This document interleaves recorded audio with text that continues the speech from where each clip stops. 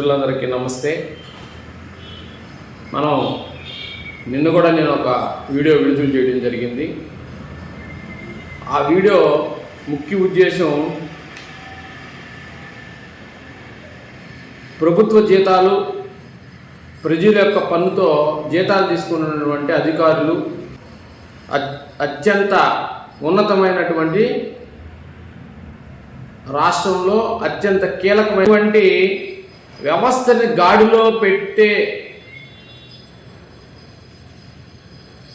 పెడతారనే నమ్మకంతో ప్రజలు ఓట్లేసి ప్రభుత్వాన్ని ఎన్నుకొని ఒక హోమ్ మినిస్టర్ హోదాని కల్పించి పార్టీల పరంగా వాళ్ళ ఉన్నతను బట్టి ఆ పదవిస్తారు. ఈరోజు మన రాష్ట్రంలో దొంగతనాలు, ఆడబిడ్డల్లో మెడలో చైన్లు లాక్కెళ్ళటం, ఇవన్నీ నియంత్రించాల్సినటువంటి పోలీసులు ఈరోజు సాయి కృష్ణ, సిఐ నాగరాజు మీద అతని మీద లేనిపోని తప్పుడు కేసులు పెట్టి అతన్ని హింసించి చంపటం అనే విషయం మీద మాట్లాడాం. కానీ అది మరువకు ముందే ఎంతోమంది మీడియా ముందుకు రాలేరు. చాలామంది భయస్థులు ఉంటారు. సోషల్ మీడియాలో వ్యతిరేకంగా పెడితే మళ్ళా జీబులు ఎక్కించుకెళ్ళి మళ్ళీ ఏం చేస్తారో, మళ్ళీ ఏ ఎమ్మెల్యే ఫోన్ చేసి అంత చూడమంటాడో, ఏ కార్పొరేటర్ ఎంత చూడమంటాడో, ఏ కౌన్సిలరు తీసుకెళ్ళి ఇతన్ని మందలియమంటారో, ఇవన్నీ పోలీసులు మైండ్ సెట్తో ఉద్యోగం చేస్తే రాష్ట్రం చాలా అద్భుతంగా ఉంటుంది. కానీ పోలీసులు మైండ్ సెట్తో ప్రభుత్వంలో ఉండే నాయకులు వాళ్ళ పనిచేయనీరు. ఎందుకు పనిచేయనీరంటే, ఏ పార్టీ అధికారంలోకి వస్తే ఆ పార్టీ నాయకుడి యొక్క హవా నడవాలి. ఆ హవా నడవటానికే వీళ్ళు ముఖ్యంగా వీళ్ళకు అనుకూలమైనటువంటి పోలీస్ వింగ్ని ఒకటి ప్రతి నియోజకవర్గంలో తయారు చేసుకుంటారు. దాంట్లో భాగంగానే నేను నీకు ఇది చేస్తా, నువ్వు నాకేం చేస్తావు, ఇది న్యాయమా అన్యాయమా, ఇతనిలో న్యాయమైన కోణం ఉందా, మనం హెల్ప్ చేయగలుగుతామా, లేదు మనం ఇంకోటి చేయగలుగుతామని ఆలోచించే శక్తి ఏమీ లేదు ఈ రోజుల్లో. బయటికి రానీరు. నేను చెప్పిందే వేదం, నేను చెప్పిన మాట మీరు వినాలి, లేకపోతే పనిష్మెంట్ వేరే విధంగా ఉంటుంది అని చెప్పి వీళ్ళు హెచ్చరీయడం. వాళ్ళు ఏమి చేయలేక చేతులు కట్టుకొని గేట్లు కాడి నిలబడుకోవడం తప్ప కొంతమంది ఏమీ చేయలేని పరిస్థితిలో ఉన్నారు. తప్పు చేసిన వాడికి శిక్ష పడాలి. దొంగతనం చేసినా, గంజాయి వాడినా, స్మగ్లింగ్ చేసినా, ఎర్రచందనం స్మగ్లింగ్ చేసినా, ఈరోజు ఎర్రచందనం స్మగ్లర్తోనే పోలీసులు వాళ్ళ వ్యాన్లో ఎక్కి పొందాకా తిరుగుతూ ఉన్నారు. మా కళ్ళతో చాలా చూసాం ఇటువంటి ఘోరాలు, నేరాలు. అంటే శిక్షించాల్సిన చట్టాన్ని రక్షించి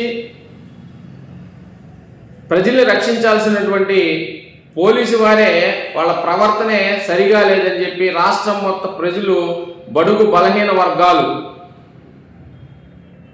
చర్చించుకుంటున్నారు.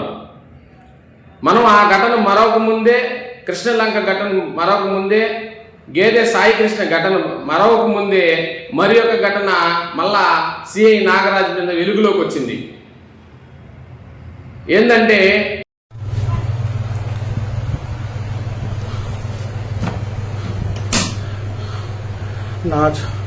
నా చావు కారణం కృష్ణలంక సిఐ నాగరాజు గారు. నేను మాది పుట్టడం తప్పు అయిపోయింది.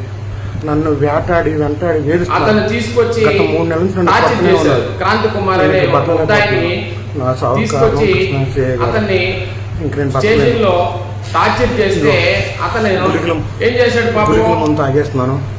ఆ దెబ్బలకు తట్టుకోలేక, ఆ బాధలకు తట్టుకోలేక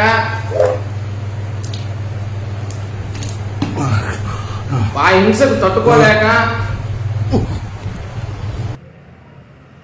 పోలీసు వారి ఆగ్రహానికి గురయ్యి అతను చిత్రవిధులు చేస్తే మళ్ళా అదే పోలీస్ స్టేషన్లో సిఐ నాగరాజ్ సమక్షంలో మళ్ళా తను గులుకుల ముందు దాకి ఆత్మహత్య ప్రయత్నం చేసుకోవడం జరిగింది క్రాంతి కుమార్ అనే ఒక ముద్దాయి. నేను పదే చెప్తున్నా, మీరు ప్రజల కోసం ఉద్యోగాలకు వచ్చారు, ప్రజలకు మంచి చేయాలి. మీరు ప్రజలకు మంచి చేయకపోతే దేవుడు అనేవాడు ఒకడు ఉంటాడు. మీ జన్మాంతరం మీరు అనుభవించక తప్పదు.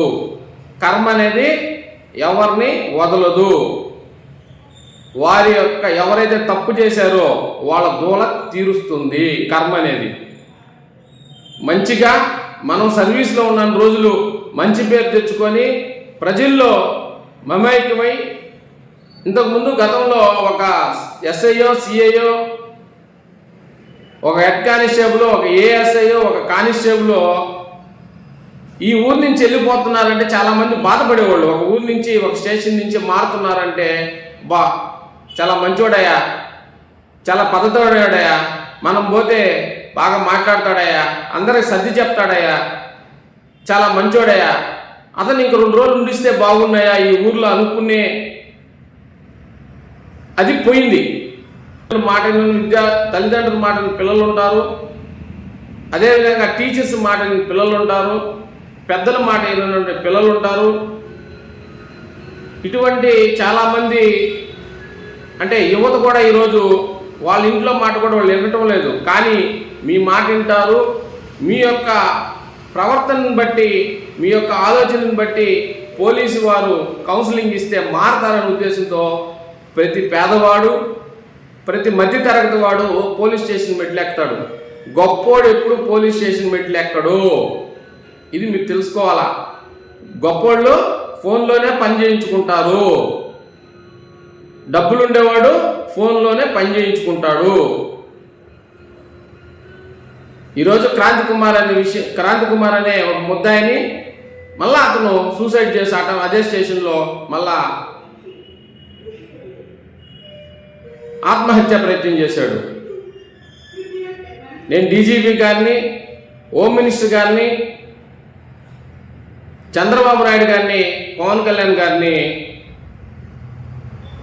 మన లోకేష్ బాబు గారిని నేను ఒకటే కోరుకుంటున్నా. కూటమి ప్రభుత్వం అంటే చంద్రబాబు అంటే అడ్మినిస్ట్రేషన్ అని చెప్పి చాలామంది గతంలో చంద్రబాబు సీఎం గారి నుంచి ప్రతి ఒక్కరు చెప్పుకుంటారు. ఈరోజు ఆ అడ్మినిస్ట్రేషన్ ఫెయిల్ అయిపోయిందని రాష్ట్ర ప్రజలు మొత్తం మాట్లాడుకుంటున్నారు. ఇప్పుడైనా కూటమిలో ఉండే నాయకులు కళ్ళు తెచ్చి పోలీసు వారిని సక్రమైన మార్గంలో నడిపించాలని చెప్పి